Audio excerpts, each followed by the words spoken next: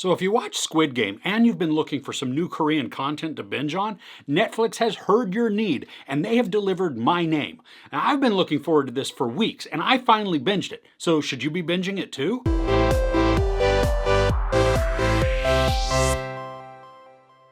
A woman joins an organized crime ring and infiltrates the police as an undercover agent in order to find out the truth about her father's death. This 8-episode crime drama follows Ji-yu after her father is killed by an unknown assailant. Now, she's already a troubled young woman, but this makes her even more despondent. She's sort of taken in by Mu-jin, who is a crime boss and also the head of a major drug-dealing organization. Her father was Mu-jin's friend, and he helps prepare her for her revenge. So this is a revenge story wrapped in a mystery. Or maybe it's the other way around. Either way though, both aspects are present and very engaging. We are along for the ride as Ji-yu searches for the person that killed her dad. The filming quality of this series is mixed and uneven. Now at times it looks great, almost cinematic, and then there are other times where the quality is that of a GoPro or drone footage, and then sometimes it's even like that of a soap opera. While this was a little distracting to me, it didn't ruin the whole flow of what's going on. It was more just odd that so many different film choices would be utilized. Now one thing that is wildly consistent though is the action and violence. This turns it up to 11 and it gets brutal. The fights are well choreographed and they're very intense. Now as part of the criminal organization, their recruits all train in hand-to-hand combat. So we watch them spar and practice in their gym. But then towards the end of the first episode, we get to see all that training put into action. The recruits all get in a cage for a last man standing battle royale. It's a knockdown drag-out fight that's very exciting to watch. And what's even cooler is that Ji-yu takes part, and as the only female, she's high on the target list to take out early. Woo-hoo-hoo! Looks are deceiving though. She is a crazy adept fighter, and she does this one move that I actually rewound because I wanted to see it again. It was so impressive. But almost every episode contains some wickedly violent fights. Most of the time guns aren't used also, but the combatants, they typically bring along some sort of blade. And while a few may carry a dagger, more often than not, these dudes are carrying some sort of just survival machete. And once the fighting begins, it's all out carnage. The camera doesn't shy away from showing the gore, and the effects are pretty impressive as we will watch blades just poke out from the opposite sides of bodies. It's a little off-putting and cool at the same time. Alright, so there's a lot of violence, awesome. But if the story sucks, waiting around each episode for some fight to break out really doesn't sound appealing.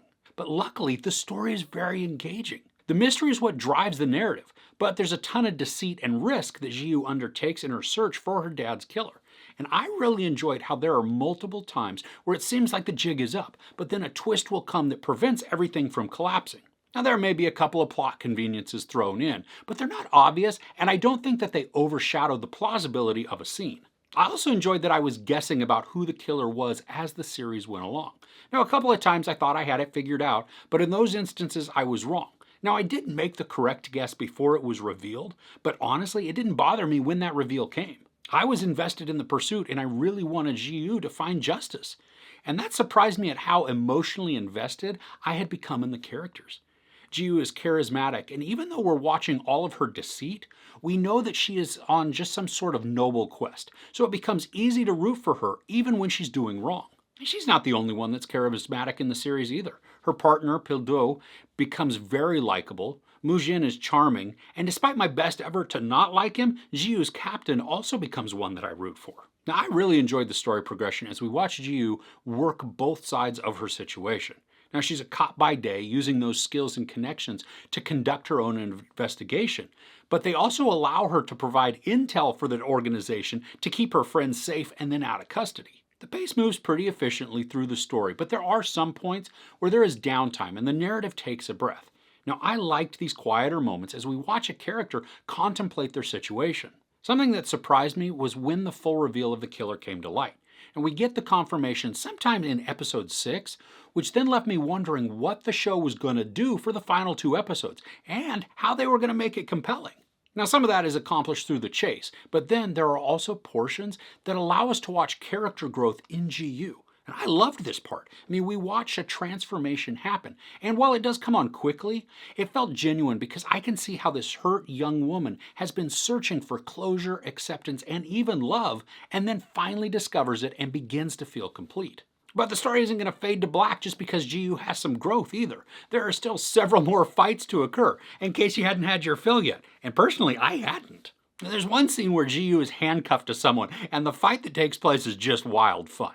Now, I do wish that it would have gone on longer, though. The episodes range in time from 45 minutes to almost an hour, so this is going to be a time commitment to binge. But I found it really easy to continue from episode to episode because as each minute passed, I was enthralled more and more with the characters and the pursuit. So overall, My Name is a violent revenge thrill ride with a lead character that is endearing, engaging, and deadly. The mystery is intriguing and the storytelling progresses in a way that doles out information as it goes to entice us into trying to figure out the perpetrator before our protagonist does. While the film quality itself is uneven and not always awesome to look at, the fight choreography and stunt work combine to create very impressive action sequences.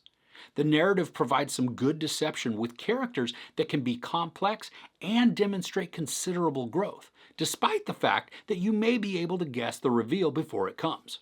There's sex, maybe very brief nudity, a lot of profanity, and a ton of bloody violence. I give My Name 4.5 out of 5 couches. What are you binging right now? I'd love to hear about what you're watching in the comments below. If you enjoyed this review, please give it a like. Also, don't forget to share and subscribe. I'm Chris. This is Movies and Munchies. Thanks for couching with me.